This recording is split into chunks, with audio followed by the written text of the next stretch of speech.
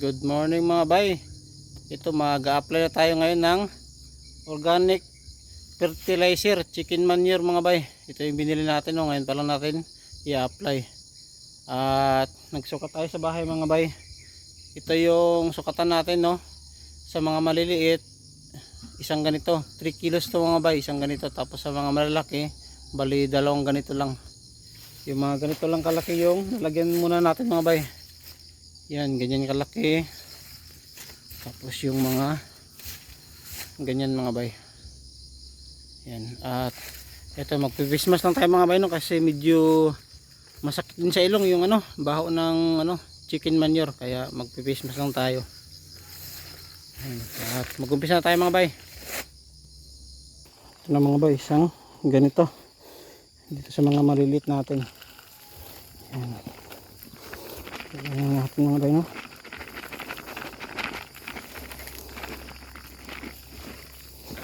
Ikot lang. Distansya lang sa puno mga bay.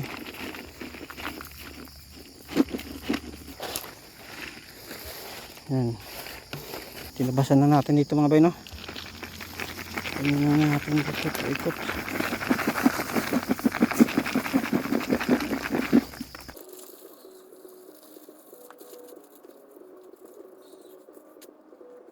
Natapos na din natin itong isang malaki mga bay. At nilayo lang natin galing sa puno, no? Mga nasa kalahating metro siguro yung layo niyan mga bay.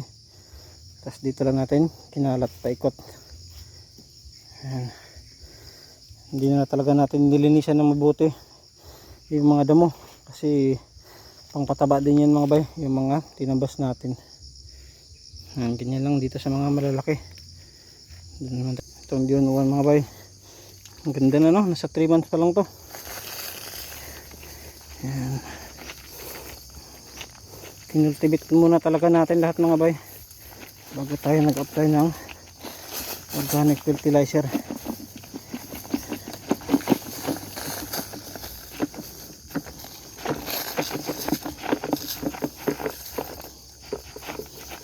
Itong sangking naman mga bay.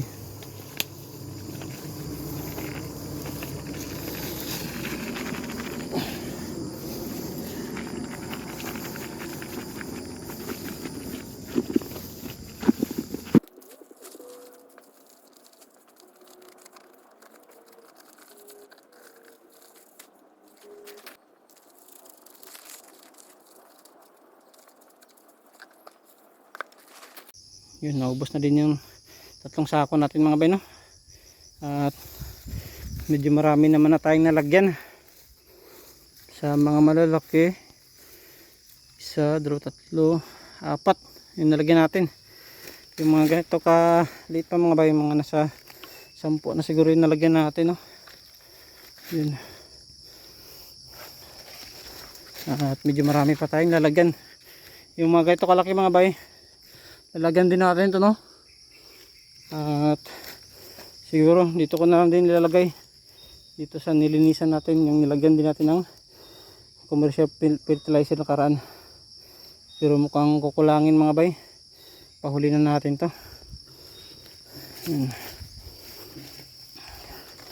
Kuha na naman tayo mga bay. Naubos na yung 3 sako. Mas maganda talaga mga bay, nakakultivate siya, no? Kapag maliliit pa. Kasi medyo mabilis talaga lumaki mga bay. Ito, ang ganda na nito, no? Magwa 1 year pa lang tong D101. Pero ang ganda ng mga branches mga bay. Talagang ano siya, naka-span na. At pakapal na mga bay, no? Kasi tuloy-tuloy yung kanyang flashing. At saka yung organic fertilizer natin nandiyan talaga sa taas. Kasi nakakultivate. Para safe talaga mga bay na hindi mag-wash out kung sakaling umulan ng malakas dito sa amin. Kasi minsan nagbabaha talaga dito mga bay. Hindi may iwasan pag malakas yung ulan. Kaya yan, safe na no? Kasi malaki yung cultivate natin. At saka malambot yung lupa mga bay. Yung ugat niya talagang makaka-expand ng mabuti. At yun lang muna for today's video mga bay, no? At marami pa tayong lalagyan ng organic fertilizer. Maraming salamat sa panonood mga bay at ingat po tayo palagi.